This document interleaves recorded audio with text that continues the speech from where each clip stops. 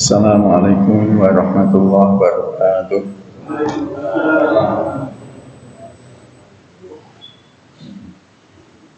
Alhamdulillah.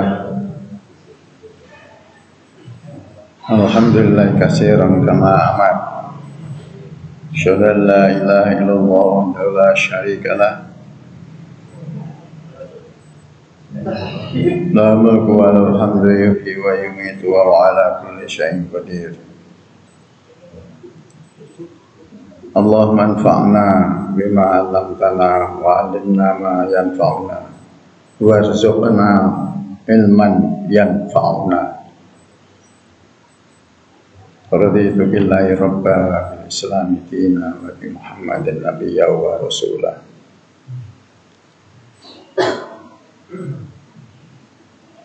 Rabbi zidni ilma warzuqni fahma.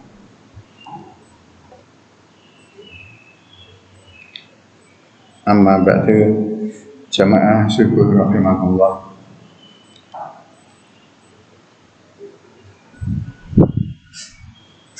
Masih bicara tentang dilarang jima atau koitus pada dubur.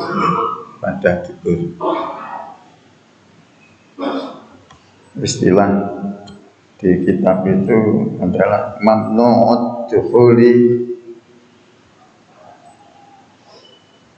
fi adbarihinna, dilarang dukhul pada dubur mereka para wanita. Kalau zaman Nabi Lut itu kan laki-laki dengan laki-laki, jadi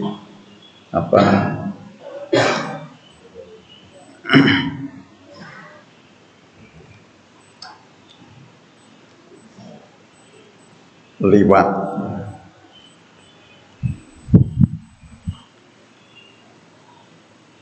Ya karena lubangnya kalau lagi cuma satu dan tidak mungkin dimasukin sama laki-laki, jadi akhirnya juga sasarannya dubur juga. Kalau enggak ya apapun yang kena, karena mereka berselera dan bernafsu melihat sesama laki-laki itu liwat di umatnya Nabi Nuh, yang itu pesertanya atau pengikutnya itu masih ada sampai saat sekarang. Itu kita lihat berbagai kasus itu dipublikasikan, itu tandanya masih ada kejadiannya. Kalau kejadiannya ada, itu jadi apa yang diceritakan di Al-Quran itu aktual adanya, gitu ya. Jadi punya relevansi yang sangat tinggi, dari sejak zaman dulu sampai sekarang. Nah, ini kalau dalam Masailul Ibad ini tekanannya pada istrinya, tapi dia kok yang dimasukin bukan tempat yang sesungguhnya sebagaimana yang diatur diperintahkan oleh Allah, tetapi di tempat lain. Motifnya apa? Saya tidak jelas dan saya belum pernah membaca hasil penelitian terhadap mereka. Yang jelas mereka adalah normalnya orang itu kan tidak di situ. Tapi kalau ada sukanya di situ, itu kan ya namanya tidak normal. Yang lalu kita ulang sedikit. Jadi yang lalu itu ada dua hadis yang kita turunkan di sini. Yang satu kutipan dari tafsir Ibnu Katsir di juz 1 halaman 558, bahwa menurut pendapatnya Ibnu Abbas dan Mujahid serta Ikrimah, maka mendatangi wanita min haitsu amarakumullah ini ini memberikan petunjuk anta taziluhunna. Jadi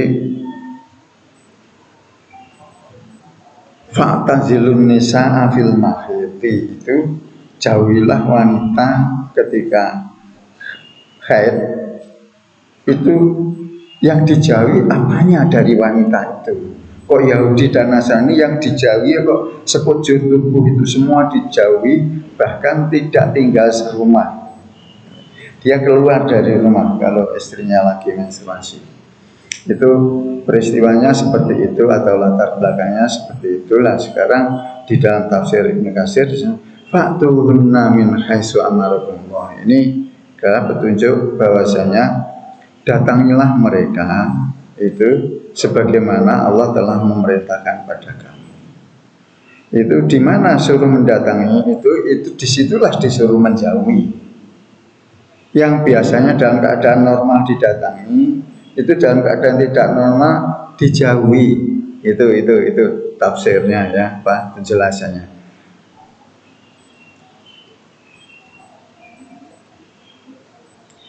Wabi dalalatun hina idin, maka dari itu ini adalah merupakan petunjuk ala tahrimil wat'i fid dubur, menunjukkan larangan tahrimi al wat'i, koitus atau jima fid dubur, di dubur, karena di dubur itu bukan itu yang diperintahkan.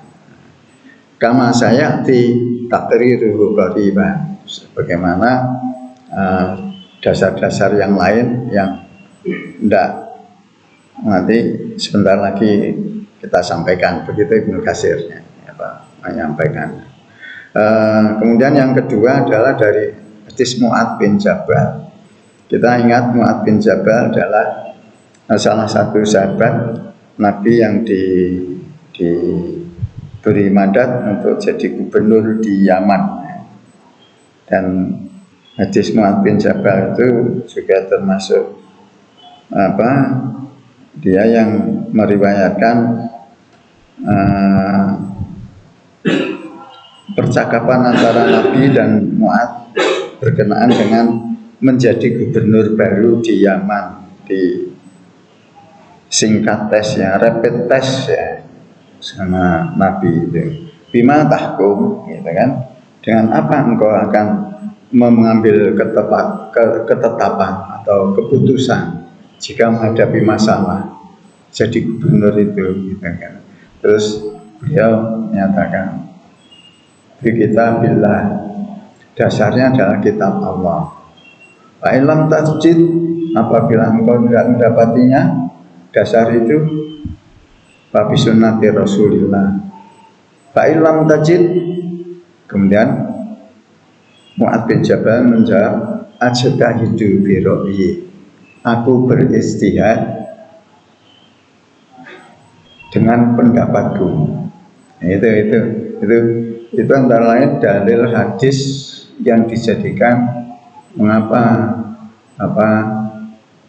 istihad, dalil istihad yang bersumber dari hadis ya. Yang bersumber dari hadis ya. Hasta itu birohi, dan Nabi terus Nabi mendoakan bahwa ya Allah, berkatilah utusan Allah, gitu. Utusan Allah, maksudnya utusan itu adalah Mu'adz bin Jabal, utusan Allah itu dirinya sendiri, yaitu Rasulullah, gitu. Jadi itu memang gaya bahasanya gitu. Nah, itu salah satu. Ini juga percakapannya Nabi Mu'adz bin Jabal, sa'altu Rasulullah. Ini la sama lu, nanti ini maknanya beda ya. Sa'altu Rasulullah berarti ini yang tanya Mu'adz bin Jabal, yang ditanya Rasulullah. Tapi kalau Sa'altu Rasulullah, maka yang tanya Rasulullah, yang ditanya Mu'adz bin Jabal, kan gitu. Jadi A dan U itu merubah peran jabatan dalam kalimat. Sa'altu Rasulullah SAW, berarti yang sa'altu ini adalah Mu'adz bin Jabal. Rasulullah adalah yang ditanya, makanya ini mansub ya. Innahu sa'altu Rasulullah sallallahu alaihi wasallam amma yahilu, tentang apa saja yahilu yang halal lirajulin, bagi suami, min imraatihi, dari para istrinya, wa hiya haidun, sedang dia dalam keadaan haid. Qala, berkatalah qala, maka kemudian Rasulullah bersabda, ma fawqal izar wa ta'affuf anta dika'adha. Ma fawqal izar, pertanyaan inti ini, kata kuncinya, keywordnya adalah amma yahillu lirajulin min imra'atihi wa yahadha, apa yang masih dihalalkan bagi wanita yang lagi menstruasi, bagi para suaminya sedang dia dalam keadaan menstruasi ini. Maka dijawab yang di atas izar. Kemarin kan saya sudah sampaikan, kalau aurat laki-laki itu tuh batasnya kan ma baina rubah surah. Surah itu adalah budel, rubah itu adalah lutut. Jadi batasnya kalau laki-laki adalah, meskipun demikian harus sholat, namun yang penting antara udara ini tertutup ya, kalau yang nanti dikira wong gendeng saya ingat Pak RT wae anggo lagi sing apel terus ngadep Gusti Allah cuma gitu ya. Jadi kalau perempuan ya semua. Kalau dalam sholat kecuali telapak tangan dan wajahnya. Nah, Nabi memberikan petunjuk, ditanya itu ya ma fawqal izar. Ma fawqal izar itu banyak yang memahaminya, di antaranya ada dua besar pemahaman. Ma fawqal izar, yang penting izarnya nggak dilepas. Jadi pergumulan masih tetap dibatasi oleh izar, berarti tidak berhasil, timbulnya nggak berhasil untuk nyemplung ke semua, gitu ya. Nah, jadi supaya itu tidak terjadi, pemahamannya begitu. Tapi yang kedua adalah pemahaman ma fawqal izar, yang penting tidak ma baina surah wa rukbah. Artinya tidak, yang penting tidak udel ke bawah. Tapi ini adalah pemahaman ini adalah nanti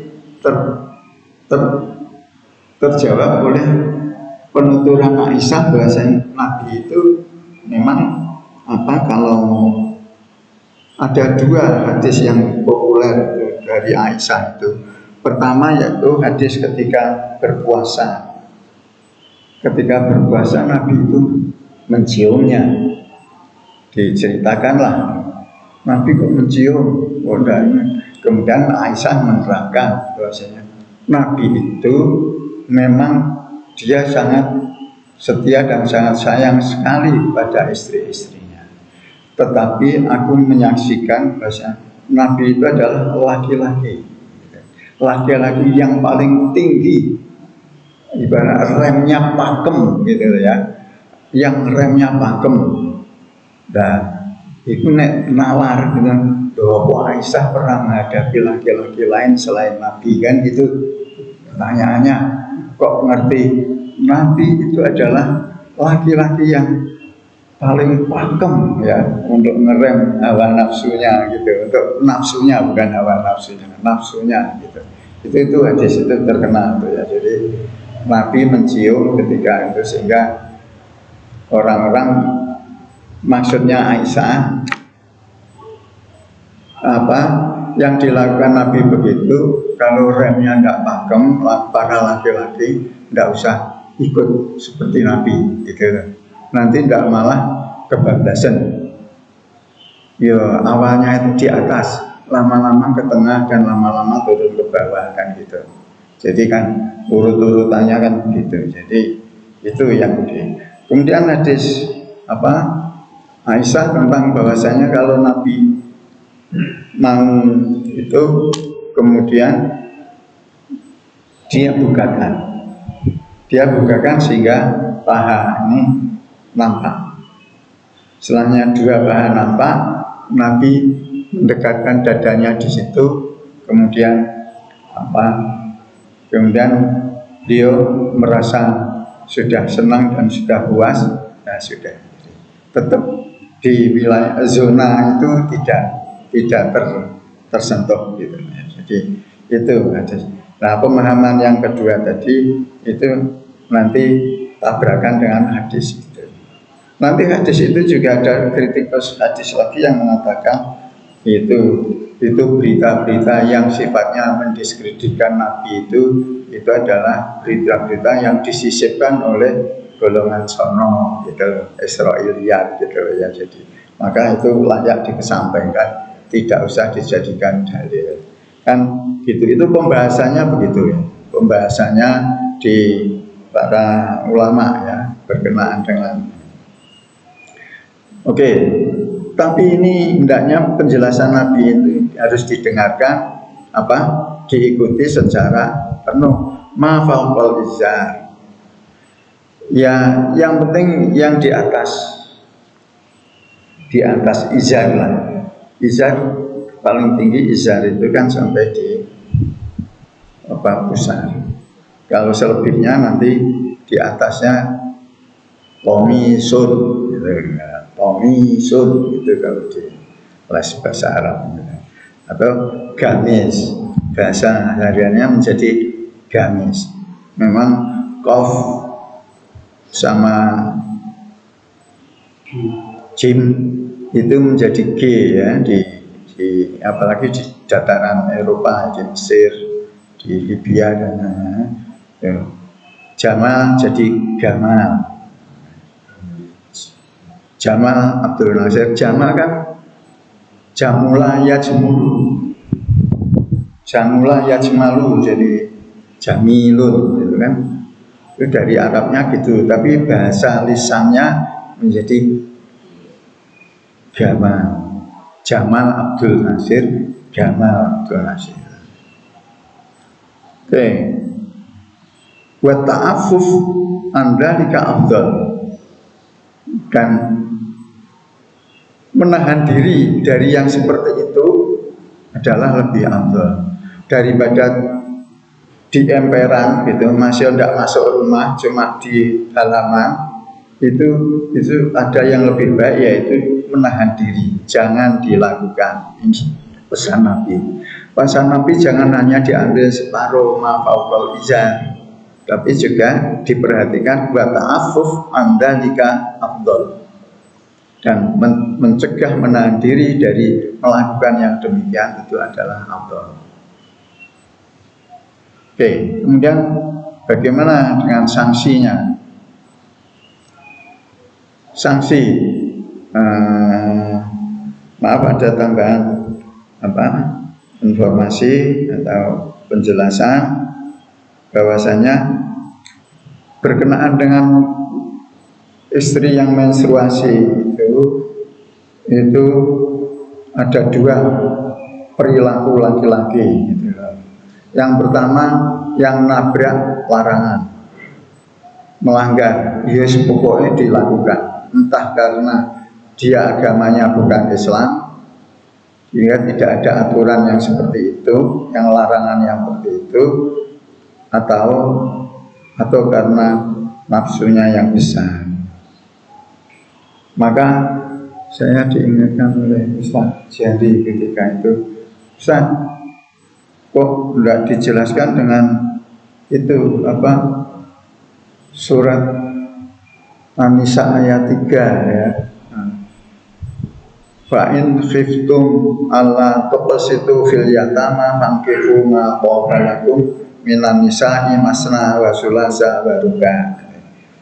Masna wa sulasa wa ruba' itu juga ada di tempat lain, di surat lain yang menerangkan tentang sayapnya malaikat itu untuk Jibril itu ada kadang-kadang muncul dia dengan sayap 2, kadang-kadang 3, kadang-kadang 4, ya, kadang-kadang 4. Itu jadi masna wa sulasa wa ruba' itu ada 2 tempat itu. Satu menerangkan tentang apabila tidak bisa berlaku adil dalam mengurusi anak yatim, apalagi anak yatimnya itu kaya, gitu ya.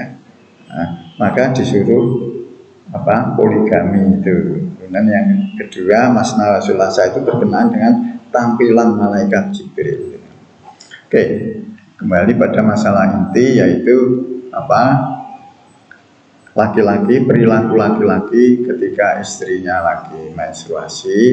Terusnya kalau istrinya lebih dari 1, maka ya pindah ke istri yang tidak lagi menstruasi, gitu loh. Maksudnya itu Ustaz Henry mengingatkan antara lain hikmah poligami itu gitu. Oh ya, nanti pesannya saya sampaikan karena itu juga pesan dari Al-Qur'an gitu ya. Jadi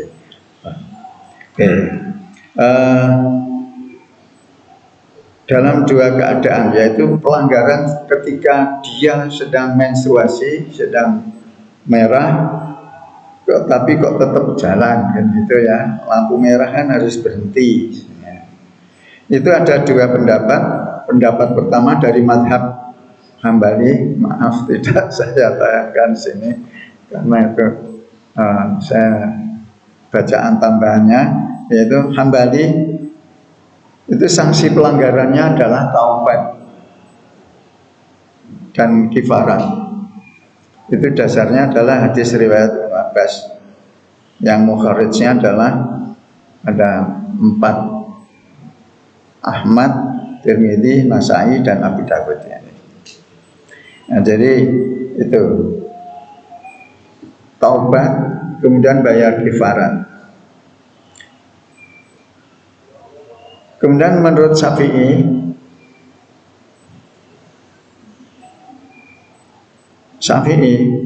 itu ada dua pendapat. Menurut Qaulul Qadim itu ketika dia masih di Baghdad, di Irak. Itu Syafi'i kan dia domisili di Baghdad, itu mengeluarkan hasil istihad disebut dengan Qaulul Qadim. Nanti ada Qaul Jadid di Mesir. Ketika itu di Mesir beliau. Jadi ada 2, kalau disebut Qaul Qadim itu pendapat Syafi'i ketika di Baghdad, kemudian pendapat Syafi'i ketika di Mesir itu Qaul Qadim. Nah, ini dalam hal masalah ini ada 2. Ketika di Baghdad Qaul Qadim Syafi'i, taubat saja sudah cukup.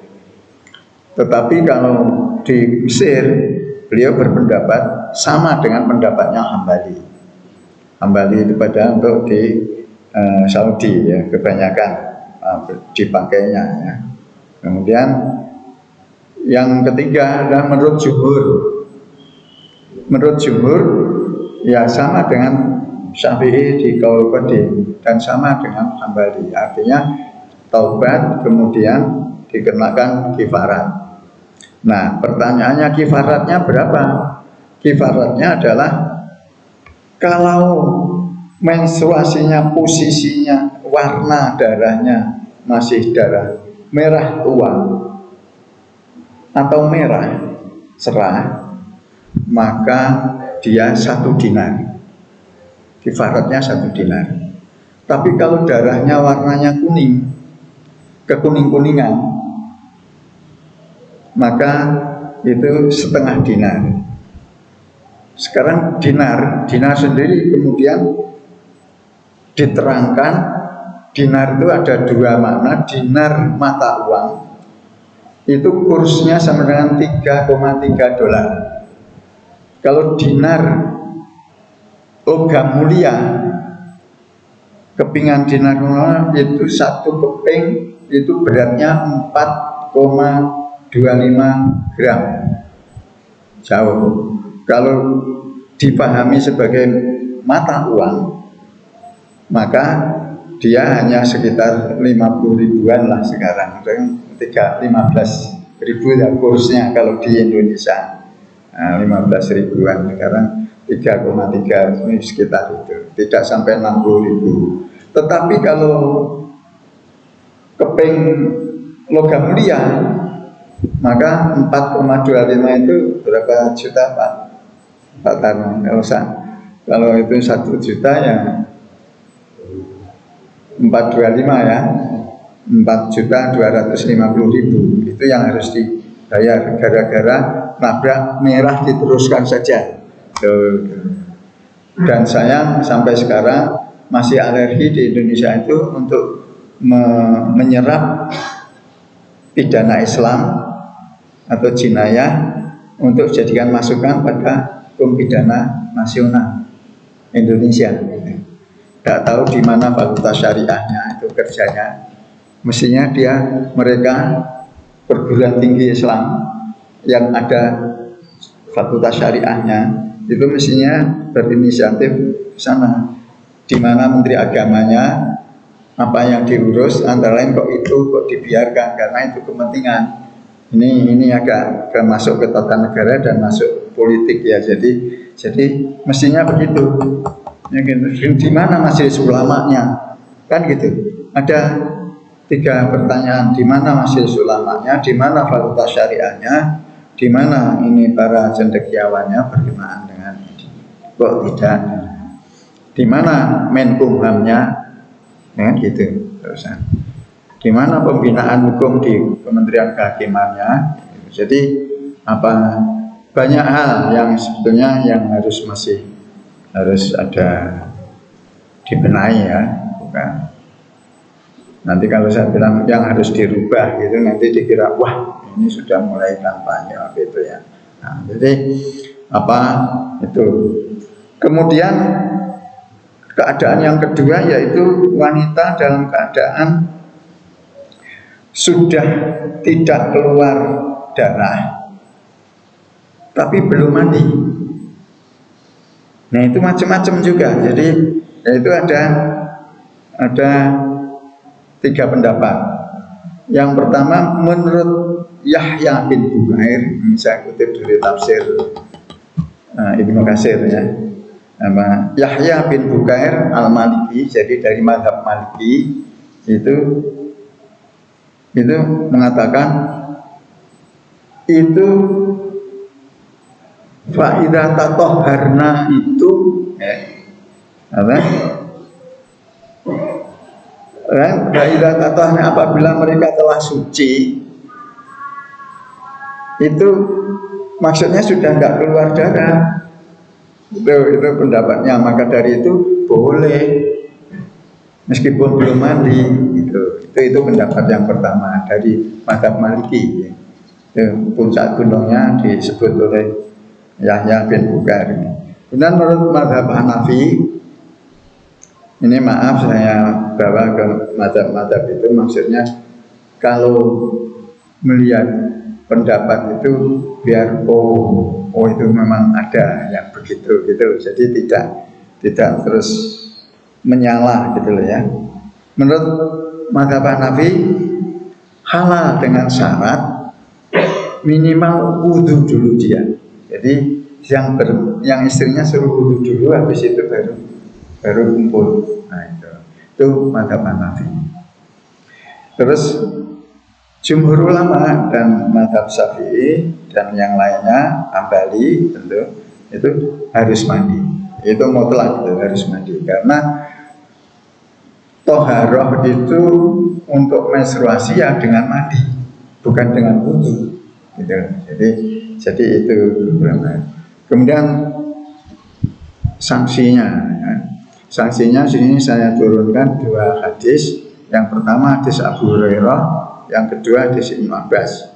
Hadis Abi Hurairah berkata, qala Rasulullah sallallahu alaihi wasallam, mal'unun min ummat man ata amrota'ahu. Mal'unun, dilaknatlah, man ata, barang siapa yang mendatangi imrotahu, istrinya, fi duburiha. Nah, ini tentang saksi di dubur ya, saksi dubur. Dia tidak menstruasi, tapi dia mendatanginya di dubur. Terus macam-macam nanti alasannya. So, belakang sampai mana-mana, wis kendor gitu mungkin, dan macam-macam lah. Mal'unun, Nabi mengatakan dilaknat dari para suami yang mendatangi istrinya di duburnya.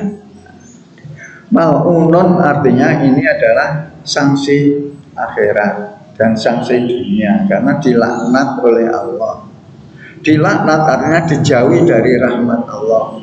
Dijauhi rahmat Allah itu bisa kejadiannya di dunia, bisa nanti di akhirat.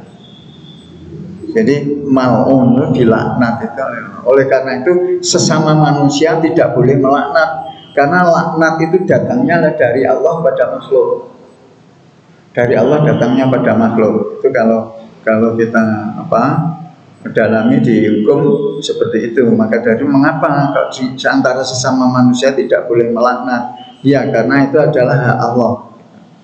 Oke, hadis yang kedua dari Ibnu Abbas. La yanzurullahu ila rajulin, Allah tidak memandang, tidak melihat kepada seseorang atau suami